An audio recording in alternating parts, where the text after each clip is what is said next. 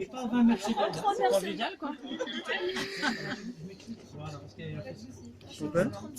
Tu vas voir. voilà. On lâche les freins et on descend. Alors, je vous rappelle que les crash sont équipés de parachute en quadruple. C'est ça. Regarde le mur. Regarde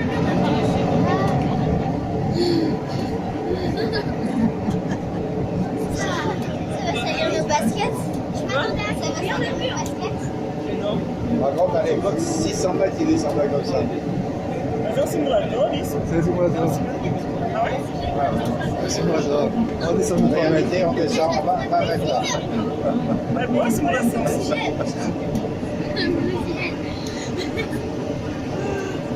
Mas não fala nada pra ela que ela tá acreditando. Já está no final da vídeo. Já foi na vídeo. C'est historique pour nous là. 12 mètres secondes, ça va aller vite. Hein. On descend très mal. Hein. Et en réalité, on descend 20 mètres, je crois. C'est 8 mètres. Ouais. On arrive au fond. C'est ça qui simule là. Ah oui, c'est la simulation, c'est bien. Ouh là là, on est très très bas là. On est au fond de la mine là. On est au fond de la mine. 600 mètres là. Oh my god. Attends, t'as vu, c'était 12 mètres la seconde.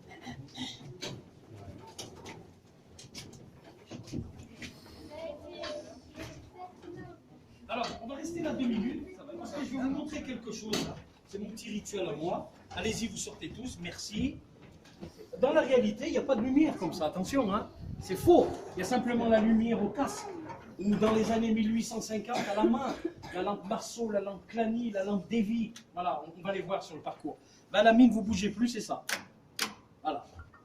C'est toute la journée comme ça, c'est toute une vie comme ça. Chaque fois qu'on descend au fond, c'est comme ça avec les copains. Voilà.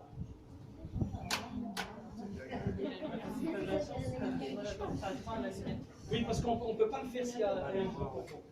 Alors, avant de partir, c'est l'endroit, c'est la recette. Il faut imaginer qu'ici, c'est le départ de l'eau, de l'air, de l'électricité pour tous les chantiers qui se trouvent sur ce niveau. Il y a d'autres niveaux en dessous encore. Hein. Il y a les bennes qui sont là aussi, qui vont remonter. Ensuite, les mineurs, dans certains pays, prenaient les trains. Et ensuite, partent sur des kilomètres. C'est important. Le charbon, il n'est pas là. On ne descend pas, il n'est pas là. Il faut aller le chercher très loin. Il faut aller le chercher sur des plans inclinés à 30%. C'est la nature on s'habitue à la nature. C'est pas la nature qui s'habitue à l'homme. L'homme va trouver le charbon là où il est. Ensuite, on prend le train et ensuite on peut aller très loin à pied, demi-heure, 40 minutes, avant d'arriver au chantier. Ah oui, oui. On a les wagonnettes et puis ça marche à pied. Bien sûr. Et comme ça, des moments. Voilà.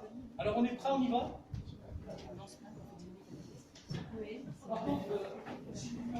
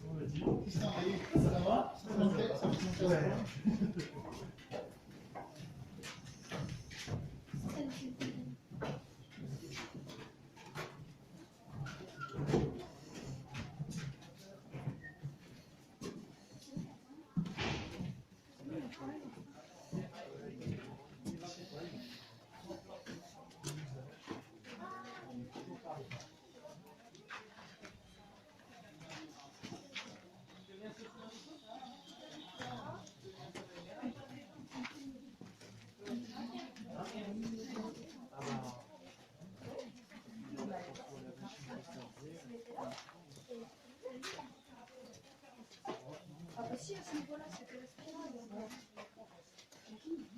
Jackie. T'es pendu par ton pote. C'est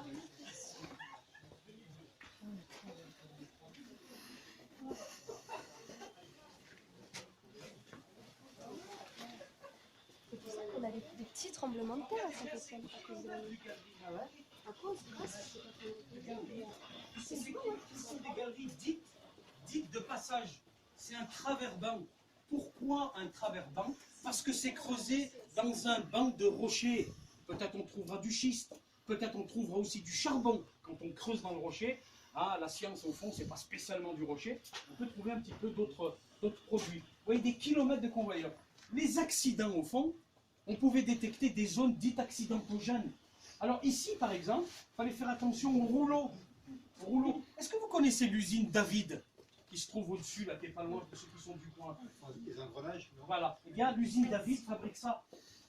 Voilà. Elle a fabriqué pour Couriot, pour les houillères de la Loire, elle a fabriqué ces rouleaux pour les convoyeurs.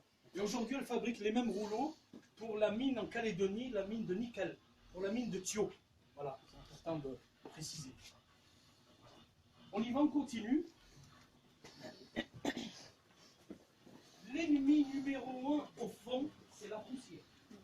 Voilà. On va parler des éclosions et des dangers qui nous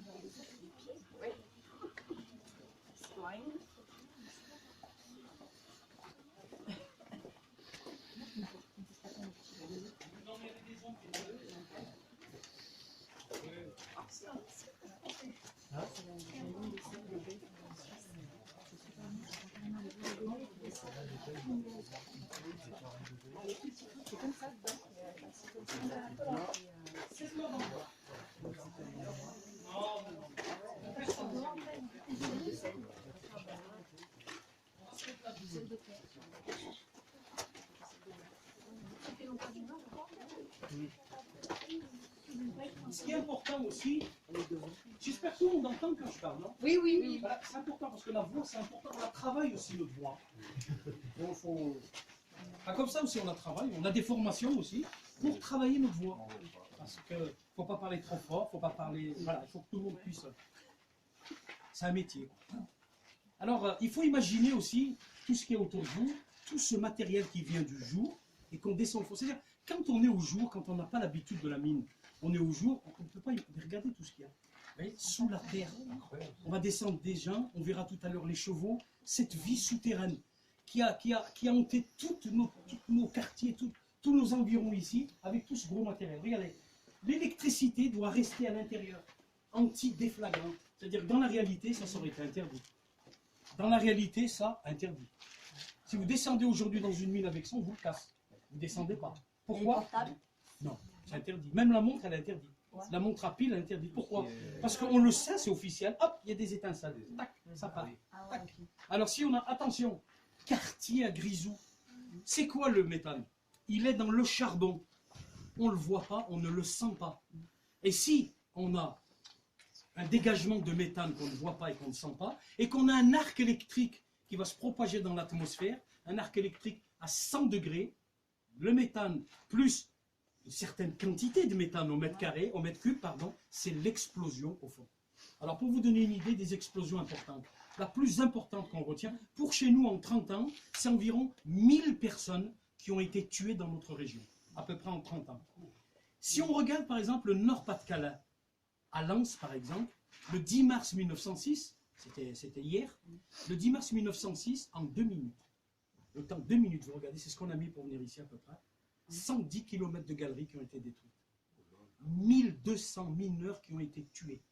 1200 mineurs. Il y avait à peu près 500 chevaux au fond, il n'y a aucun survivant.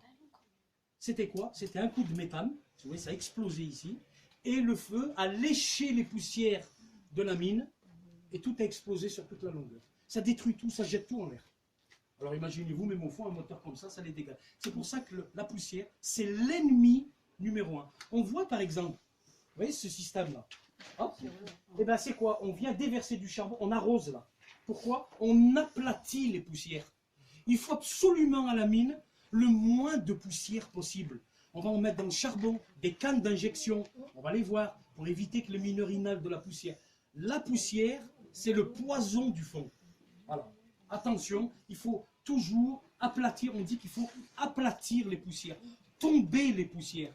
S'il y a de la poussière au fond, c'est dangereux. Voilà. Ça va? Allez, on va continuer, on va aller voir une des veines de charbon qu'on pouvait trouver à Cournou.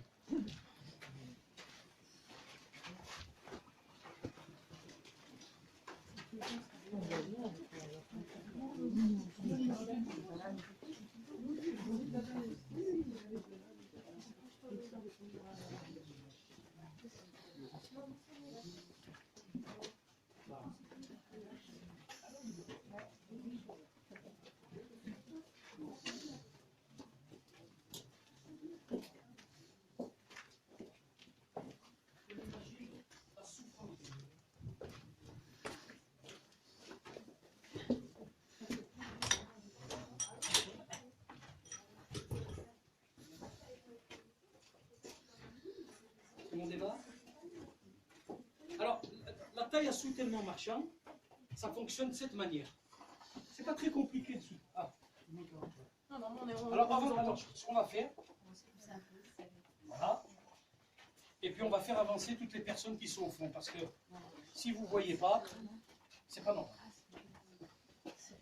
Il faut imaginer, quand on arrive, on est descendu du train, on a monté à pied, allez, ça fait 20 minutes qu'on marche. Et on arrive au chantier au charbon, parce qu'on est des mineurs au charbon. C'est important de préciser. Si on vous dit au fond, je suis un mineur, oui, vous pouvez être un manœuvre. Vous pouvez être un électromécanicien qui répare les moteurs. Vous pouvez être un porteur d'eau pour amener de l'eau à boire aux mineurs. Vous pouvez être un manœuvre qui déplace des planches, les bois, mais aussi vous êtes un piqueur sur celui lequel on va compter. Lui, c'est un homme à qui on va faire très attention. On va l'écouter quand il va revendiquer, parce qu'il est le piqueur. 100 mètres de charbon, c'est la longueur à peu près approximative dans notre région des veines de charbon. 100 mètres d'auteur, de longueur, et sur à peu près 8 mètres à 9 mètres d'auteur. Comme ça, de puissance. Donc. C'est ce qu'on appelle, en termes de mineur, la puissance du charbon. Un mineur, un piqueur tous les 2 mètres. Un ici, un ici, un ici, un là-bas, un jusque là-bas au fond. Vous imaginez en cas d'éboulement, par exemple. On est sous la terre. On est à 600 mètres sous terre, par exemple. On les fait combien? C'est pour ça que c'est un métier qui est dur. Ça aussi, il faut l'imaginer. Vous êtes là, s'il y a un éboulement, partez-vous.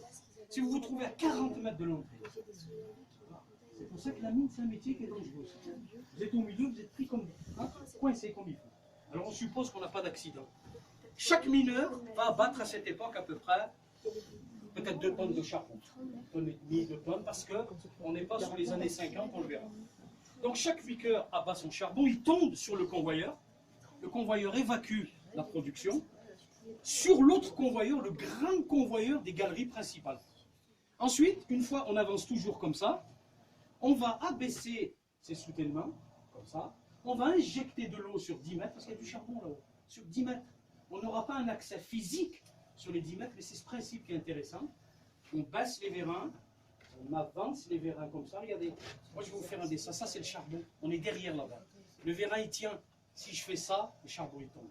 Alors vous allez me dire, mais comment il va faire pour tomber derrière? On va injecter de l'eau, on va découper, vous voyez, les bananes c'est les vérins comme ça, c'est ces vérins.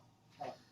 Donc, on va découper entre chaque vérin, chaque banane, le grillage que vous voyez là, on va le découper comme ça, on va l'ouvrir, alors on va faire comme ça, ce qu'on appelle des fenêtres, et avec les vérins, on va actionner les bananes, et ça va faire tomber les 10 mètres qui restent au-dessus.